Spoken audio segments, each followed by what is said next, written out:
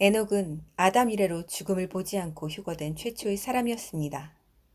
그는 먼저 휴거될 이방 교회의 모형으로 노아처럼 환란을 통과하지 않고 하나님의 보좌 앞으로 들림받았습니다. 환란 때 보호받았던 노아는 휴거되지 못하고 남겨졌지만 회개한 이방 교회를 뜻하며 또 주님을 그제서야 알게 되고 또 메시아로 모시게 될 이스라엘의 모형이라고 할 수 있습니다.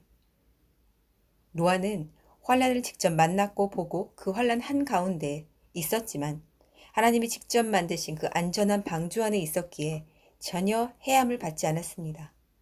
이들은 바로 전 3년 반에 하나님의 완전한 보호함을 받게 될 회개한 자들 그리고 인침받은 이스라엘의 백성들입니다.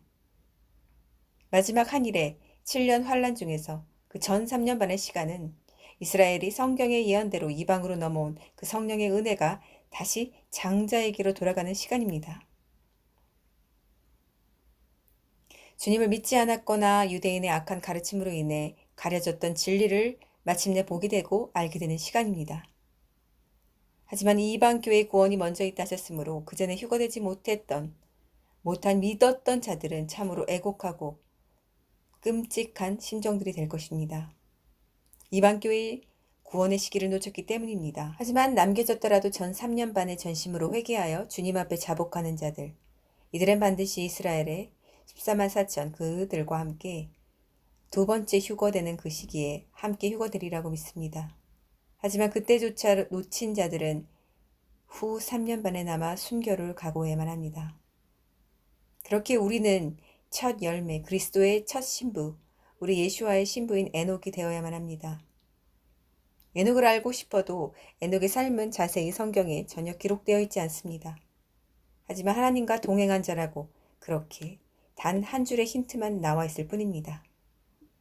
하지만 그 답은 모두 신약에 오신 우리 주 예수와 마시아 그분께서 모두 가르쳐 주셨습니다. 어떠한 자가 하나님과 동행하는 사람인지 어떤 자가 에녹의 삶, 신부의 삶을 사는 사람인지 말입니다. 누구든지 내게 와서 내 말들을 듣고 그대로 행하는 자가 어떤 사람과 같은지 내가 너희에게 일러줄 것이다.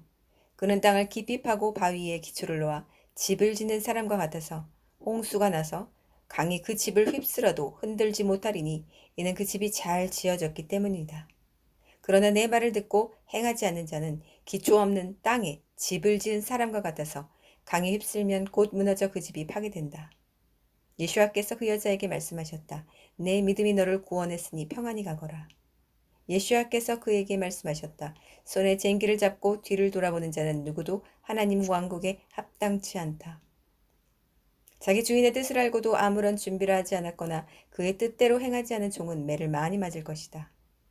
내게 오는 사람이 만일 자기 부모와 아내와 자녀와 형제와 자매와 심지어 자기 목숨까지도 미워하지 않으면 내 제자가 될 수 없다.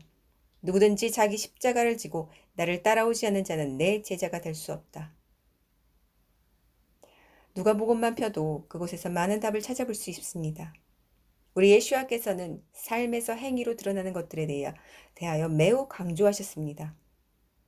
특히 어떤 명령을 하셨을 때 그것을 따르지 않는 자는 그대로 자격 박탈임을 알리셨습니다. 예수와의 명령은 어느 것 하나 쉬운 것이 없었고 어느 것 하나 호락호락한 것이 없습니다. 그러나 행동으로 그것을 따르지 않는 자들에 관하여서는 모두 기초 없는 땅에 지은 사람에게 구원이 없다고 하셨습니다. 즉 하나님과 동행하는 사람의 삶은 순종의 열매를 맺는 삶입니다. 저는 존 칼빈의 구원론과 존 웨슬레의 구원론에 대하여 공부했었습니다. 지금은 자퇴했지만 다니던 신대원은 합동 신앙 측이었기 때문에 존 칼빈 사상과 구원론을 배웠습니다. 그러나 전 그 구원론이 무언가 빠졌다고 여겨졌고 또 존 웨슬레에 대하여 알아보았습니다. 그의 구원론을 행위론으로 치부하여 하나님의 절대적 권위와 신적 존재를 인정하지 않는다고 하여 칼빈 측은 그렇게 주장하지만 제가 공부해 본 결과는 그렇지 않았습니다. 그렇게 행위론 쪽으로 치우친 거는 막상 존 웨슬레가 아니었고 오히려 그것을 배우고 그 사상을 이어나간 사람들이었던 것 같습니다. 그러나 존 웨슬레의 구원론에서도 무언가 빠진 것을 발견했습니다. 하나님의 전지전능하신 크신 관점과 보혈의 권능, 그 우리 주님의 의로서 구원을 받는다는 설명이 그것들이 매우 약한 것을 발견했습니다. 그래서 저는 이 칼빈의 구원론과 이 존 웨슬레의 구원론, 이 둘이 50대 50인데 둘을 합치면 완벽하겠다고 생각했습니다. 칼빈의 견인 구원론은 어떤 이들에겐 믿음을 또 어떤 이들에겐 믿음에서 도태되도록 만들었습니다. 견인 구원론이란 하나님의 택정하신 자는 어떠한 방법으로든지 간에 그분께서 마지막까지 그를 천국으로 인도하신다는 사상입니다. 이것은 정말 넓은 의미로 하나님의 시각에서 이해하지 않으면 받아들일 수 없거나 혹은 오히려 방종하여 타락하여도 스스로 믿음에 있는 줄 알고 착각하도록 만들 수도 있습니다. 그렇게 단순한 인간 생각으로 보면 어찌 보면 맞고 어찌 보면 틀릴 수 있습니다. 성경에선 항상 양면성의 상반된 말씀들이 여기저기에 존재합니다. 하나님과 예수와께서 어떤 맥락에서 어떤 말씀을 전하실 때 또 그 앞뒤 문맥을 알지 못하고 단면만 받아들이게 되면 그 다른 상반된 말씀이 나올 때 매우 혼동할 수 있습니다. 또 하나님의 뜻을 헤아리지 못하고 자기 식대로 해석한다 하여도 한 측만 강조하거나 받아들이게 돼서 거짓 진리를 전하게 될 수 있습니다. 자신이 원하시는 계획에 따라 모든 일을 행하시는 하나님의 뜻에 따라 마시아 안에서 예정된 유업을 우리에게 받아서 그 마시아 안에 첫 소망을 둔 우리로 하여금 하나님의 영광을 찬양하게 하셨습니다. 마시아 안에서 여러분은 진리의 말씀, 곧 여러분의 구원의 복음을 듣고 마시아 안에서 믿어 약속의 성령으로 봉인되었습니다. 그가 예정된 이들을 그가 부르셨고 그가 부르신 이들을 그가 의롭다고 하셨고 그가 이롭다고 하신 이들을 그가 영광스럽게 하셨습니다. 그렇다면 우리가 이 일에 대하여 무슨 말을 하겠습니까? 만약 하나님께서 우리를 위하신다면 누가 우리를 대적하겠습니까? 정녕 우리 모두를 위하여 자기 아들을 아끼지 않고 넘기신 하나님께서 어떻게 그 아들과 함께 모든 것을 우리에게 주시지 않겠습니까?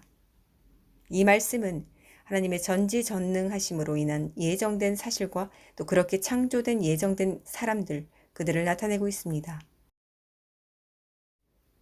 사람은 토라의 행위로 의로워지는 것이 아니고 예수와 마시아의 신실함을 통하여 의로워지는 것을 우리가 압니다. 우리가 마시아 예수와를 믿는 것은 토라의 행위가 아니고 마시아의 신실함으로 이루어지기 위함입니다. 이는 토라의 행위로는 어떤 육체도 의로워지지 않기 때문입니다. 이 말씀은 우리의 행위가 아닌 오직 예수와의 희생, 그분의 피 흘리심을 통하여 우리가 그분을 믿음으로 의로워진다는 그분의 전능함을 알려주고 있습니다. 그런데 또 상반되는 말씀들이 성경 전반에 나옵니다. 심히 교만한 말을 다시 하지 말 것이며 오만한 말을 너희의 입에서 내지 말지어다. 여호와는 지식의 하나님이시라 행동을 달아보시느니라. 여러분은 치우치지 마십시오. 하나님은 조롱받지 않으시니 이는 사람이 뿌리는 대로 거둘 것이기 때문입니다. 자기 육신을 위하여 뿌리는 자는 육신으로부터 썩을 것을 거두나 영을 위하여 뿌리는 자는 영으로부터 영생을 거둘 것입니다. 참으로 좋은 나무가 썩은 열매를 맺을 수 없고 또 썩은 나무가 좋은 열매를 맺을 수 없다. 나무는 각각 그 열매로 알게 되니 그 가시나무에서 무화과를 따지 못하고 가시떨기 나무에서 포도를 거두지 못한다. 왜 너희는 나를 주님 주님이라고 부르면서 내가 말하는 것을 행하지 않느냐? 내 말을 듣고 행하지 않는 자는 기초 없는 땅에 집을 지은 사람과 같아서 강이 휩쓸면 곧 무너져 그 집이 크게 파괴된다. 이는 모두 믿는 자의 행실과 행위, 즉 삶으로 드러나는 것, 즉 열매로서 그것이 좋거나 썩었을 때 그 행한 대로 심판이 있음을 경고하고 있습니다. 전적으로 모든 것은 인간이 행한 행위대로 그대로 드러나며 또 하나님께서도 갚으신다는 것입니다. 모두 인간에 드러나는 행실과 행위가 그 사람의 마지막을 결정한다는 것을 강조하고 있는 동일한 말씀들입니다.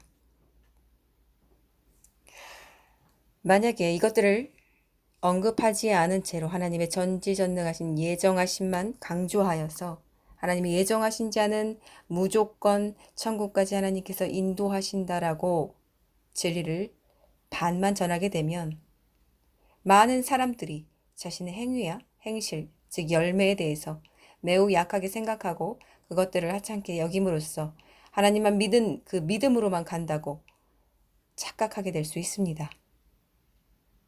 그래서 성경은 상반된 두 측면의 말씀이 존재하듯이 이렇게 존 칼빈의 초점은 위에서 말한 하나님의 전지전능성과 값없이 인간에게 주신 하나님의 은혜의 선물인 아들 예수와의 보혈의 능력, 그리고 그것을 믿기만 하면 구원받을 수 있는 축복과 은혜의 초점이 맞춰져 있고, 또한 존 웨슬레의 초점은 반대로 아무리 그렇게 구원받았다 하더라도 예수와께서 경고하신 대로 주님 주님이라고 말만 떠들어대고 행위로서 열매가 순종을 결실을 맺지 못할 때에는 그 구원은 박탈되기에 인간의 청결하고 깨끗한 삶, 그 말씀과 계명을 순종하는 데 혼신을 다해야 된다는 데 초점이 있습니다.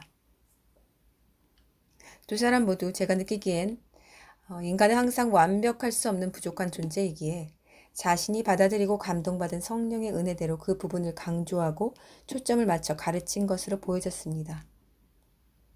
그렇게 정말 진리는 예정론과 행위론으로 나눌 수 없습니다. 그들은 개인적으로 감동받은 하나님의 가장 중요한 어떠한 측면과 성령께서 그들의 삶을 통해 깨닫게 해주신 메시지를 정리하여 전한 것입니다. 그 두 사람은 정작 치우쳐져 있지 않았고 오히려 후대에 와서 타락한 교회들과 어리석은 성도와 맹인된 선생들이 자신의 입맛대로 각색하여 점차 변질된 것입니다. 제가 존 칼빈의 구원론을 배울 당시 굉장한 부딪힘이 있었는데 바로 예정론이었습니다. 하나님은 모든 것을 예정해 놓으시고 그렇다면 택한 자와 버릴 자를 구분해 놓으셨는가? 하지만 요한복음 3장 16절에는 분명 만인을 구원하시는 것이 목적임을 밝히셨는데 이 사상은 완전히 이단적인 것이 아닌가라고 심한 반감이 든 적이 있었습니다. 그래서 학장님께 전화를 하여 여쭤본 것이 아니라 마치 따지려고 한 적이 있었습니다. 그러자 학장님께서도 명확하게 답변을 주지 않으셨는데 우선 제 교회를 물어보시더니 합동이라고 하니까 좀 더 공부해 보라고만 하셨습니다. 그때 제가 이것에 관해 혼란스럽고 힘들어할 때 우리 하나님 아버지께서 직접 제게 꿈으로 답을 알려주셨습니다. 이 꿈을 꾸고 나서야 저는 알 수 있었습니다. 아버지께서 정말로 모든 것을 예정하고 계신 것이 맞음을 말입니다. 전 전혀 다른 시각이 있었는데 이 꿈을 보여주시면서 제 마음을 모두 풀어 녹여주셨고 우리 아버지가 어떤 분이심을 알 수 있었습니다. 이것은 2019년에 꾼 꿈으로 오래전이지만 그대로 기억이 납니다. 저는 어떤 기다란 병 안에 물이 담겨 있었는데 무언가가 있는 것을 봅니다. 그 물 병 안에는 아주 커다란 사람 눈동자 2개가 들어 있었습니다. 그런데 그것은 눈을 감은 채로 있었습니다. 얼굴도 아니고 코, 입이 같이 있는 것도 아니고 눈만 댕그러니 2개가 들어 있었습니다. 그런데 그 징그러울 법도 한 그 두 눈, 그 모습을 보고 저는 마치 너무도 사랑스러운 듯이 그것의 이름을 불렀습니다. 그 눈은 제 자녀였습니다. 꿈에서 그 눈 2개는 어떤 형체도 없었지만 그냥 저절로 제 사랑스러운 둘도 없는 자녀로 인지되었습니다. 그렇게 제가 그 눈 앞으로 가서 한없이 사랑스러운 눈길과 마음으로 바라보며 이름을 부르자 그 눈 2개가 잠에서 깨어나는 것처럼 눈을 천천히 뜨는 것입니다. 그 두 눈은 저를 매우 어린아이 같은 시선으로 순전히 바라보고 있었고 마치 우리는 대화하는 것만 같았습니다. 그 두 눈은 저를 엄마로 알고 있었고 저는 그 두 눈을 자녀로 인지하고 있었습니다. 이 꿈은 너무도 이상하고 너무도 신비로워서 꿀 때도 그랬고 깨서도 그렇고 지금까지도 너무도 신비롭습니다. 우리 아버지께서 얼마나 자상하신 분이신지 전 참으로 깊이 느꼈습니다. 칼빈의 구원론 중 가장 말이 안 된다고 여겼던 그 부분을 아버지께서 그냥 저절로 제 마음을 녹여주시면서 이해가 되도록 알려주셨습니다. 그 눈 2개는 우리가 보았을 때 너무도 불완전한 부분입니다. 그 두 눈은 어찌 보면 물에 둥둥 떠있는 게 징그럽고 끔찍할 수도 있습니다. 그러나 여러분도 아시듯이 눈은 몸의 일부분, 그 신체의 부분 중 가장 중요한 부분입니다. 그렇게 주님께서도 눈은 몸의 등불이니 그러므로 내 눈이 성하면 온몸이 밝을 것이요. 또 눈이 나쁘면 온몸이 어두울 것이니 그러므로 내게 있는 빛이 어두우면 그 어둠이 얼마나 하겠느냐라고 말씀하셨습니다. 또한 하나님께서는 내 아들아 내 말을 지키며 내 명령을 내게 간직하라. 내 명령을 지켜서 살며 내 법을 내 눈동자처럼 지키라. 이것을 내 손가락에 매며 이것을 내 마음판에 새기라고 하셨고, 또 참으로 만군의 여호와께서 말씀하셨다. 영광 후에 너희를 약탈하는 그 나라들에게 나를 보내셨으니 이는 너희에게 손대는 자는 그의 눈동자에 손대는 것이기 때문이다라고 하셨습니다. 눈은 성경 안에서 다양한 의미를 가집니다. 눈 자체의 기능보다 의원화되거나 상징적인 의미로 해석되는 경우가 많습니다. 본다는 것은 알다, 이해하다는 뜻이 있습니다. 그리고 마음을 뜻하기도 합니다. 제 꿈에서 하나님은 그 눈동자가 자신의 자녀임을 알려주셨고 그 자녀는 저절로 아버지가 누구인지 알게 된다는 것을 알게 해주셨습니다. 그 어떤 누군가가 알려주지 않아도 저절로 아버지의 자녀는 스스로 자신이 자녀임을 알게 된다는 것입니다. 바로 하나님의 형상으로 창조되었기 때문이며 성령의 숨으로 호흡하도록 만들어졌기 때문입니다. 모른다면 어떤 방법으로든지 아버지가 자녀에게 통로로 다가가 깨닫도록 만드십니다. 이것이 바로 택한 자녀입니다. 제가 보기엔 너무도 불완전해 보이는 그 눈 두 개는 매우 어린아기로 연상되어졌는데 그것을 바라보시는 우리 아버지의 마음을 저를 통해 느끼게 해주셨습니다.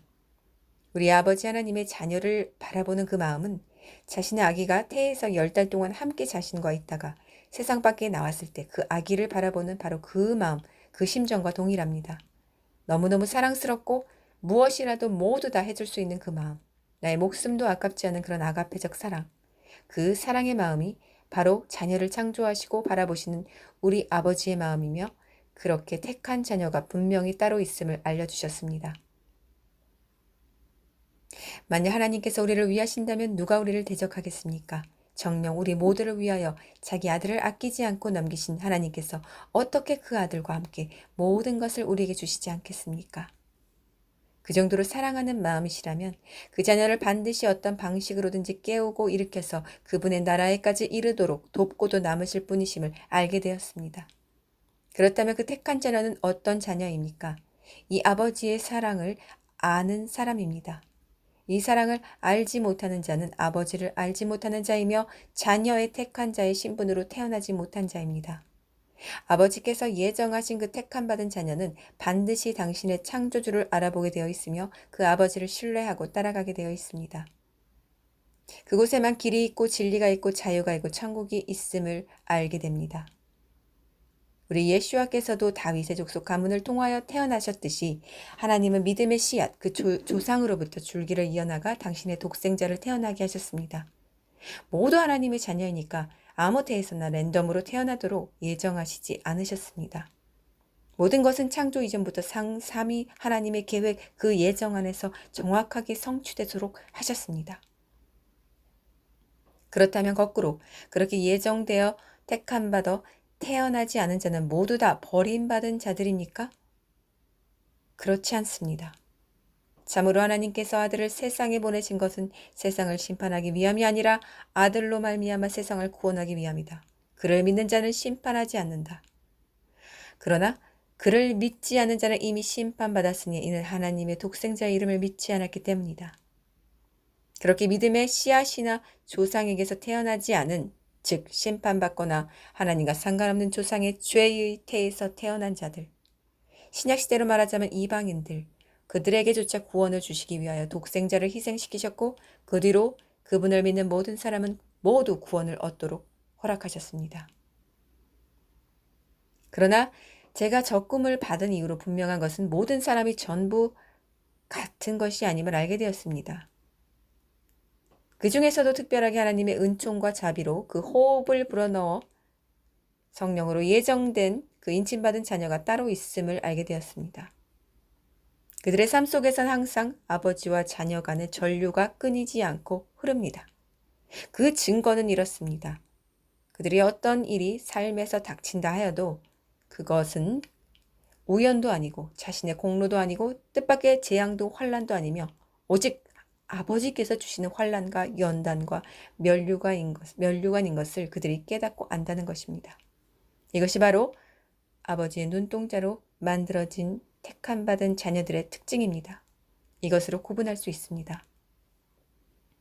그러나 이방인 중에 이방인, 즉 예정되지 못한 자녀로 태어난 자들은 전하는 자의 복음을 듣고 그것을 스스로 먹고 진주로 여기고 목에 걸어 항상 그 계명을 순종하기를 애쓰며 느껴지던 느껴지지 않던 간에 믿음을 붙잡고 구원의 표대만을 바라보며 나아가야 합니다.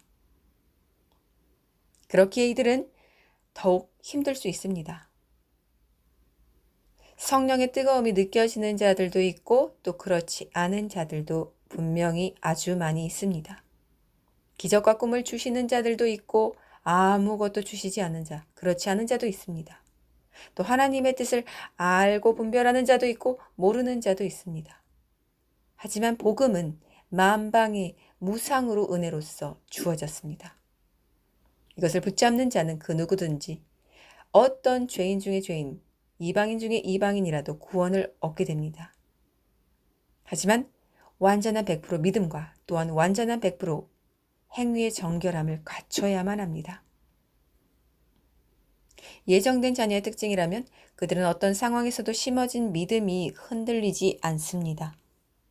뿌리 깊은 고목나무처럼 어떤 환란이 와도 어떤 연단이 와도 점점 더 뿌리가 깊어질 뿐 그 믿음이 마침내는 전혀 요동치 않게 됩니다. 그러나 97%라고 하여도 틀리지 않을 정도로 이렇게 많은 숫자의 예정되지 않은 자녀는 조금만 바람이 불어도 뿌리가 얕게 심어져 금세 뽑힙니다.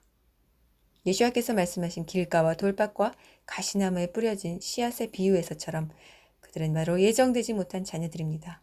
이들은 예정된 유업의 자녀들보다 더욱 피 흘려 죄와 싸우고 안간힘을 써서 믿음을 가지고 주님께 붙어 있으라고 애쓰고 노력하여야만 겨우겨우 주님 안에 들어올 수 있습니다. 택함받은 예정된 자녀는 환란이 왔을 때 넘어질 수 있으나 다시 성령의 도움과 숨으로 일어납니다. 그리고 그 뒤에 걷는 걸음은 더욱 견고해지고 튼튼해집니다. 바울처럼 어떤 핍박이나 매질이나 죽음의 공포가 닥친다 해도 그것이 그들의 믿음을 꺾는 것이 아니라 오히려 더욱더 그들의 믿음을 크고 장성하게 만듭니다. 이것이 바로 예정된 유업의 자녀로 하나님 아버지께서 세상에 보내신 자들입니다. 좋은 땅에 뿌려진 말씀을 듣고 깨달아서 100배, 60배, 30배의 열매를 맺는 자들입니다. 그렇게 아버지는 자신의 호흡을 불어넣어 자녀를 만드시고 그 자녀를 한없이 사랑하시며 무엇이라도 베풀어 주실 준비가 되어 있으며 또한 그 자녀는 그를 만든 부모, 아버지가 이름을 부를 때에서만 생명이 주어져 눈을 뜨게 되며 또 눈을 뜨자마자 자신의 부모임을 알아본다는 것을 전 알게 되었습니다. 살면서 어떤 방법으로든지 간에 하나님께서 당신이 아버지임을 알게 해주시고 그 은혜와 성령을 맛보게 해주셨다면 당신은 예정된 자녀입니다. 그리고 혼란이 왔을 때 그들은 주저앉지 않고 더욱 믿음이 견고해집니다. 또한 웨슬레이 행위론이라고 비방받았던 그 구원론도 100% 맞음을 알게 되었습니다. 그 누구라 할지라도 예정된 자녀라 할지라도 삶에서 성령의 열매를 맺지 못하는 자들은 결단코 천국에 들어갈 수 없습니다. 아주 더더욱 중요한 사실은 그 어떤 하나님이 직접 인치셔서 세상에 보낸 그 예정된 자녀라 할지라도 교만이 들어가서 하나님의 말씀을 불순종할 경우 그는 생명책에서 반드시 지워질 수 있다는 사실입니다. 하나님이 마지막까지 그분의 나라와 보좌로 이끌어 주시는 예정된 자녀는 바로 겸손하고 당신을 두렵고 떨림으로 경외하는 믿음의 자녀일 뿐입니다. 아무리 예정되었다 할지라도 인간에게는 하나님이 주신 자유의지가 있기 때문에 얼마든지 스스로 택하여 나태해질 수 있고 도태될 수 있으며 교만해질 수 있습니다. 이것은 굉장히 중요한 사실입니다. 그리고 두렵고 떨리는 사실입니다. 내가 예정되었다 할지라도 내게 주신 자유의지를 올바로 사용하지 않는다면, 주님 앞에 경외함으로 보여주지 않는다면 우리는 곧 어느샌가 아담이 되어 에덴 동산에서 내쫓김을 당할 것입니다. 생명책에서 지워지게 될 것입니다. 그렇기에 자신이 받은 금과 은을 소중히 여기지 못하고 돌처럼 사용한 자들은 아무리 예정된 자녀로 태어났음에도 불구하고 하나님께서 그 사람의 귀한 자리를 치워 버리십니다. 내가 인내를 가지고 내 이름을 위하여 고난을 견뎌내며 지치지 않았다는 것을 안다. 그러나 내가 너에게 지적하는 것은 너의 처음 사랑을 내가 버렸다는 것이다. 그러므로 내가 어디에서 떨어졌는지 기억하고 회개하여 내가 처음 하였던 일들을 다시 하여라. 만일 내가 회개하지 않고 그렇게 하지 않으면 내가 내게 가서 내 등잔대를 그 자리에서 옮길 것이다. 이 하나님의 경고는 예정된 자녀, 즉 택한 교회, 택한 성도에게 주시는 말씀입니다. 하나님도 알지 못하고 하나님을 제대로 믿지도 않고 죄에서 왔다 갔다 하는 거짓 성도에게 주시는 말씀이 아닙니다. 예정된 기업과 유업을 주시기로 작정한 택한 자녀와 성도들에게 주시는 말씀입니다. 그렇게 이 촛대를 옮겨버릴 수 있다는 언급이 빠진 교회에서 가르치는 예정론은 매우 위험한 것이며 이것을 오히려 지옥으로 인도할 수 있는 도구가 될 수 있다는 것으로 명심해야 합니다. 왜냐하면 이 은혜로 인하여 인간들이 방종하기 때문입니다. 그렇기에 은혜와 행위가 전적으로 동전의 양면성처럼 합쳐져야 옳은 진리인 것입니다. 이렇게 은혜와 경고를 함께 전하지 않는 모든 리더들과 사역자들과 목사들은 회개해야 할 것입니다. 성도들이 오히려 죄를 끊지 못하도록 만들었기 때문입니다. 이것은 가짜 거짓 은혜에서 나오지 못하게 한 중대한 책임을 그들이 져야 할 것입니다. 하나님이 주신 은혜만을 강조하여 예수님의 공로로 우리는 천국 가는 것이기에 우리 행위에 집중하기보다 그 은혜를 깨닫고 그 은혜의 보좌 앞으로 나아가야 한다고 주장하는 가르침은 언뜻 보기에 맞는 것 같으나 굉장히 중요한 부분을 무시하고 사탄의 속삭임으로 갈 수 있는 가증한 가르침인 것입니다. 반드시 하나님의 은혜를 전할 때는 그 양면성, 촛대를 옮겨버릴 수 있다는 그 경고, 그 두 개의 추에 동일하게 하나님의 말씀을 두고 전해야만 합니다.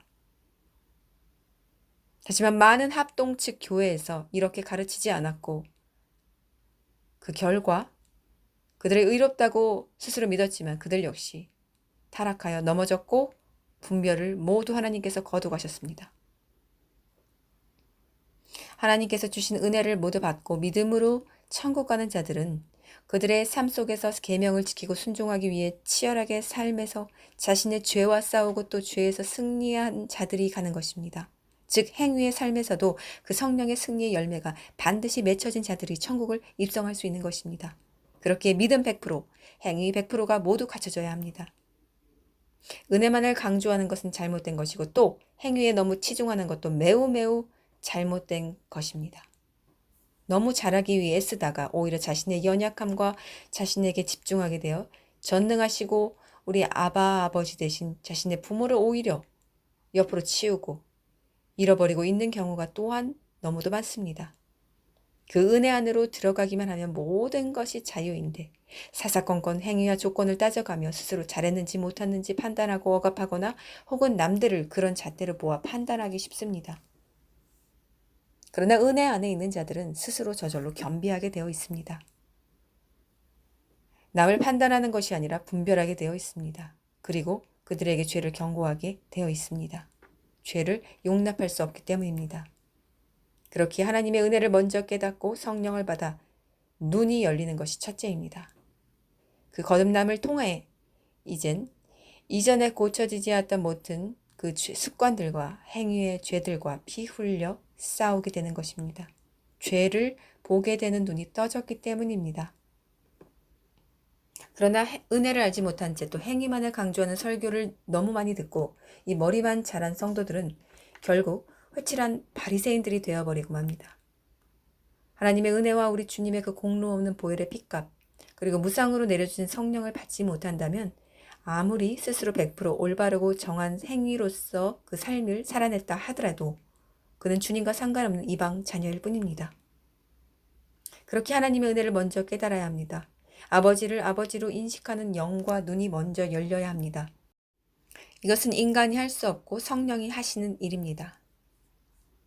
예정된 자녀, 유업을 받을 자녀는 하나님의 크신 은혜와 자비와 예수와의 공로를 뼛속 깊이 그의 DNA에 깊이 박혀서 저절로 알게 됐기 때문에 그 은혜에 적합한 삶을 살기 위해 그 좁은 길을 기쁘게 걸어가게 됩니다. 예정되지 않았다 할지라도 그 말씀을 전하는 자로부터 듣고 그것을 영과 마음의 삶에 깊이 심고 심어 하나님이 보여지던 안 보여지던 은혜가 느껴지던 안 느껴지던 믿음으로 삼켜먹고 성경을 100% 진리임을 그대로 믿는 순전한 우린 어린아이 같은 자들은 또 성령께서 함께 하심으로 그들 또한 그 나라에 입성하도록 마지막까지 도우십니다. 예수와께서 계치부급하신 이방 여자를 기억하십니까? 자녀의 떡을 취하여 개에게 줌이 마땅치 못하다고 너무도 잔인하고 무섭고 서글프도록 말씀하신 우리 예수 앞에서 성경도 모르고 택한 백성도 택한 민족도 아닌 한 이방인 여자가 말합니다. 예 주님, 그러나 참으로 개들도 그들 주인의 상에서 떨어지는 부스러기는 먹습니다. 라는 참으로 위대한 믿음의 고백을 드립니다. 과연 어떤 사람이 이러한 겸손한 믿음을 보일 수 있을까요? 하지만 이 여자는 분명히 예정된 자녀, 택함받은 자녀가 아니었습니다. 그분의 예정된 유업을 받을 자녀로 창조되지 못했습니다. 그러나 빛 대신 복음이 바로 눈앞에 나타나자 그 앞에서 복음을 그 즉시 받아들입니다. 그리고 그 순전하고 겸손한 어린아이 같은 마음과 태도, 그 아이 같은 순전한 믿음의 고백으로 인해 그 즉시 하나님의 나라와 유업이 결코 주어질 수 없는 이방인에게 주어집니다. 그녀가 원하던 구원이 그 즉시 임합니다. 주님은 그리고 또 그 여인을 칭찬합니다. 오 여인이여, 내 믿음이 크다. 내가 바라는 대로 되어라. 바로 그 시각에 그녀의 딸이 나았다. 이 이방 여자는 택함받지 못한 자녀가 구원받게 되는 유일한 방법을 제시해 줍니다. 이 이방 여자의 특징이 있다면 순전함과 갈급함이었습니다. 그리고 바로 겸손함입니다. 믿음의 태에서 태어나지 못하였다 할지라도 삶 가운데서 어떠한 하나님의 임재를 알지 못했다 할지라도 그 복음이 앞에 나타난 순간 이 여인과 같이 반응하는 모든 자들은 구원을 얻을 것입니다. 예정된 유업에 준비된 자녀가 있음을 여러 번 말한 바울이 또다시 상반된 말씀을 전합니다. 그것은 호수아서에서 내가 내 백성이 아닌 자를 내 백성이라고 부르고 내가 사랑하지 않은 자를 사랑하는 자라고 부를 것이다. 너희는 내 백성이 아니다라고 말해진 곳에서 살아계신 하나님의 아들들이다라고 말해질 것이다. 라고 말씀하신 것과 같습니다. 그렇기에 요한복음 3장 16절의 말씀은 완전한 진리인 것입니다. 만민을 구원하시기 위한 목적으로 예수와께서 이 세상에 보내심을 받은 것이 완전한 확증인 것입니다. 예정된 자는 더욱더 전진하여 앞서간 믿음의 선배로서 굳건하게 서서 예정되지 못한 자들을 이끌고 함께 나아가야만 하며 예정되지 못한 자들은 더욱더 겸손하고 순전하게 또 더욱 치열하게 믿음의 길을 분투하며 함께 따라가야 하는 것입니다. 보이던 보이지 않던, 들리던 들리지 않던, 느껴지던 느껴지지 않던 말입니다. 가장 중요한 것은 우리 모두가 하나님을 경외하는 마음, 두렵고 떨리는 마음으로 늘 겸손하게 우리 자신을 살피며 죄에서 떠난 삶을 살고 있는가입니다. 또한 하나님께로부터 이제껏 받아온 그 은혜를 함께해온 그 은혜의 첫사랑을 망각하거나 잊거나 흐려지지 않도록 하는 것입니다. 고백은 중요하지 않습니다. 그 고백이 단두대 앞에서 하는 고백이 아니고서는 100% 진실되다 할 수 없습니다. 그 고백을 바알과 같은 삶으로 해서 직접 증명해내는 것만이 중요합니다. 베드로는 믿음이 자라지 못했을 때 참으로 많은 고백을 주님께 했으나 결국 넘어졌습니다. 그러나 믿음이 자란 후에는 고백이 아닌 삶으로 믿음을 증명해냈습니다. 그리고 그 삶은 진리 대신 예수와를 그대로 닮아갔습니다. 에녹은 바로 하나님께서 데려가시기로 예정하신 자녀였습니다. 그리고 그의 삶은 하나님과 동행하는 삶이었습니다. 그 동행이란 철저한 하나님의 질서와 선한 진리의 성 안에서 거룩한 삶을 살았다는 것입니다. 하지만 우리의 성품의 문제와는 아마도 모든 성도들이 그날까지 바울처럼 싸워야 할 것입니다. 바울이 말했듯이 자신은 선한 것을 원하나 원치 않는 악을 행한다고 한 것처럼 우리의 생각도 마음도 마찬가지입니다. 악한 생각이나 교만한 생각, 믿음 없는 생각들은 늘 수시로 인간에게 적처럼 덤벼들기 때문입니다. 예정된 자녀들은 이것들과 피 흘리도록 싸우는 것입니다. 자유의지를 완전히 주님께 의탁하여 그분이 기뻐하시는 방향으로 내 생각과 생각의 방향과 뜻을 돌리고 턴하는 것입니다. 보이는 죄와 싸우는 것이 아니라 보이지 않는 우리 안에 생각의 죄와 싸우는 것입니다. 보이는 것은 정복할 수 있으나 보이지 않는 것은 그렇게 할 수 없습니다. 매일같이 싸워야만 합니다. 이것이 더 고차원적으로 힘든 싸움입니다. 그리고 우리가 마지막까지 해야 할 싸움입니다. 모든 성도와 신부들의 삶은 철저히 이 세상의 더러운 죄의 오물에서는 완전히 분리되어야만 합니다. 스스로 어떤 것에 중독되어 있거나 혹은 더러운 생각이 더러운 행위로 계속적으로 이어진다거나 세상의 향락과 사치가 아직도 스스로에게 만족을 준다면 자신이 하나님의 신부가 맞는지 거울에 비춰보십시오.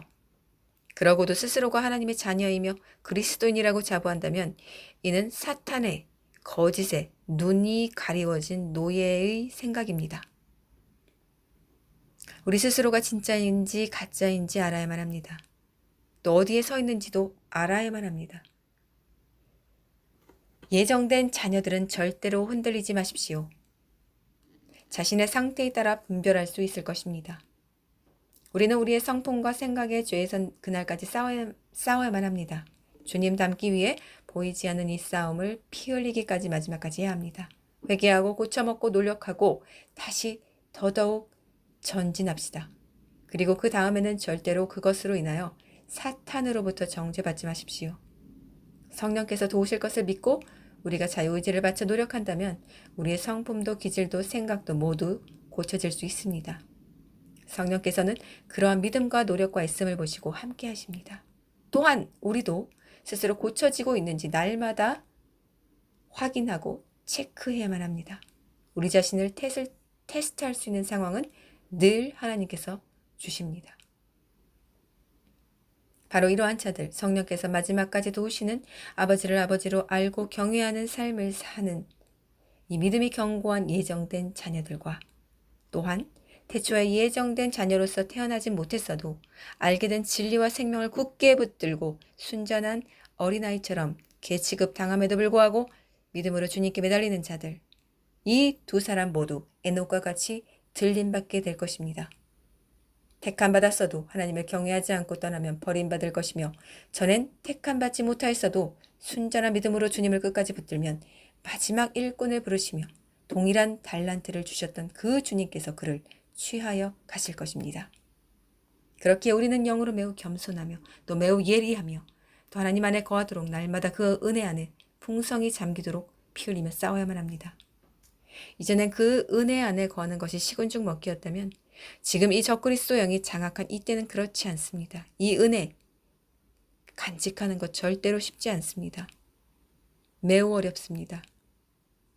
그렇게 하나님께서 계시록에서 첫사랑을 회복하지 않으면 촛대를 옮긴다고 무섭게 경고하신 것입니다.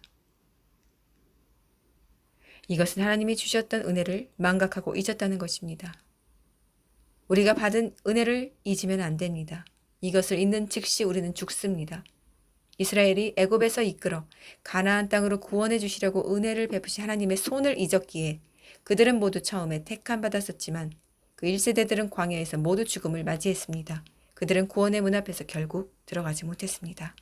그들의 교만함과 악함을 보시고 하나님께서는 그 예정되었던 문을 그들에게 닫아버리셨습니다.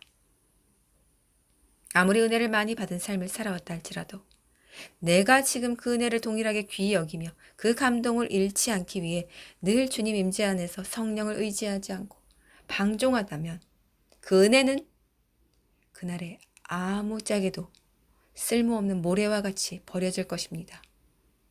주님께서는 열처녀 비유에서 분명히 성도들 자녀를 향해 말씀하셨습니다. 모두 다 같은 자녀였으나 누구에게는 닫힌 문이 열리지 않음을 말입니다. 전진하는 굳센 용사들은 더욱 힘을 내어 그 빛을 발하십시오. 용기를 내시고 더욱 무릎을 굳세게 하십시오. 하나님께서 당신의 눈동자라고 칭하신 우리들은 반드시 성령님께서 도우심으로 그날까지 우리로 하여금 주님을 닮도록 도우실 것입니다. 그리고 그렇게 하나님과 주님과 동행한 우리들을 꼭 그 구원의 날에 완전한 언약의 결혼식장으로 불러주실 것입니다. 믿음을 가지고 전진합시다. 우리 하나님의 극진하시고도 영원하신 그 자비와 은혜의 사랑이, 그분이 보내주신 우리 외아들 예슈와 마시아의 피를 통해 우리에게 수혈되어서 그날까지 우리가 사는 것이 아닌 우리 안에 계신 우리 영광의 빛 되신 주님께서 자녀된 우리 안에서 살아 우리를 도우시고 역사하실 것을 믿습니다. 아멘. 마라나타.